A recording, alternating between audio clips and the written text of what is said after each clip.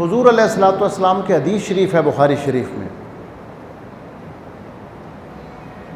कि आप सल्लल्लाहु ताला अलैहि वसल्लम ने फरमाया कि जब तक अब्दुल्ला इब्ने मक्तूम की जो अज़ान है ये तुम्हें धोखा ना दे दे। बुखारी शरीफ के अंदर ये मौजूद है कि जब तहज्जुद का वक्त दाखिल होता था तो हज़रत बिलाल रज़ी अल्लाह तआला अन्हु आधी रात के बाद सहरी के करीब अज़ान देते थे। तो हज़रत बिलाल रज़ी अल्लाह तआला अन्हु की अज़ान तहज्जुद के लिए होती थी, उन लोगों को जगाने के लिए होती थी जो सहरी के लिए लोगों को जगाते थे।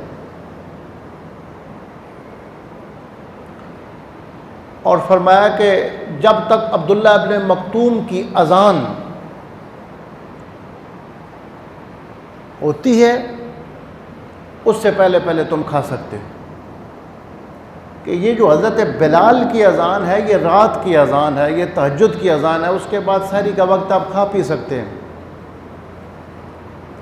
तो हज़रत बिलाल की अज़ान से धोखा ना खाओ, कहीं ऐसा ना हो कि हज़रत बिलाल की अज़ान पे कोई बंदा सहरी अपना रोज़ा बंद कर लेता है और सहरी कर लेता है और ख़त्म कर देता है।